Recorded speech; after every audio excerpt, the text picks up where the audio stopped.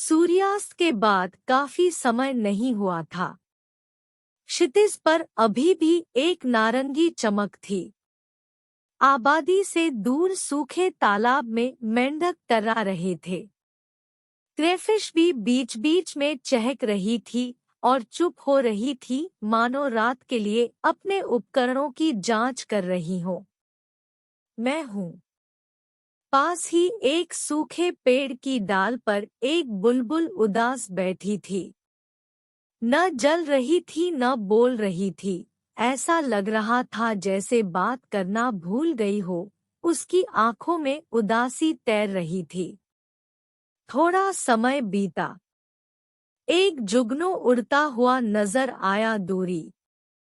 जैसे ही उसने बुलबुल को देखा, वह सीधे उसके पास गया और गर्म लहजे में कहा, प्रिय बुलबुल, मैं जानता हूँ कि तुम उदास क्यों हो।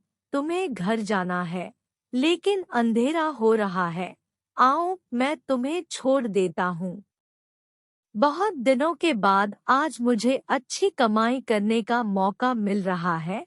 मैं आपकी मदद के लिए हाजिर हूँ।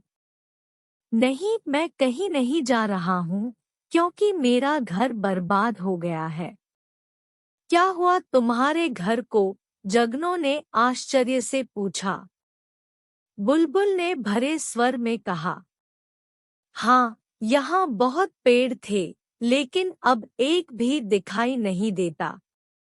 आखिर पेड़ क्यों काटे गए हैं?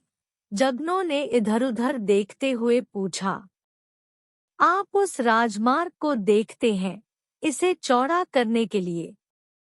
बुलबुल ने कुछ दूर जाते रास्ते की ओर इशारा करते हुए कहा, अरे, अब समझ में आया, लेकिन दूसरी तरफ कोई इतनी जमीन देने को तैयार नहीं था। इसलिए सरकार ने राहगीरों को छांव देने वाले सारे पुराने पेड़ काट दिए और उस पर हजारों पक्षियों का बसेरा हुआ करता था। बुलबुल ने कहा। जगन्नाथ ने उदास होकर अपना सिर हिलाया और कहा, मनुष्य पृथ्वी का दुश्मन बन गया है। वह इसे दिन-ब-दिन बर्बाद कर रहा है।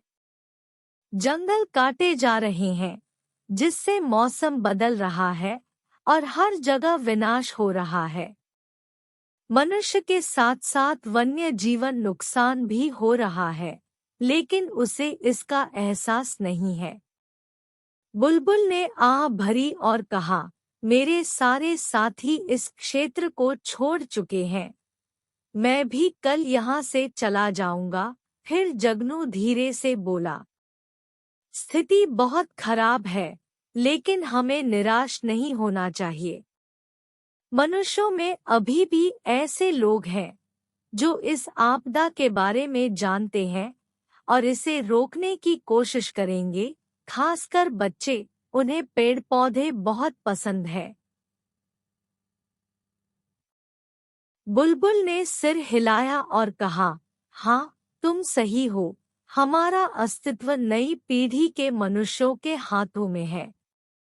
दोनों चुप हो गए। अंधेरा होने पर जगन्ना प्रकाश फैलाते हुए एक ओर उड़ गए और बुलबुल ने अपनी चोंच को पंखों में छिपा लिया और आंखें बंद कर ली।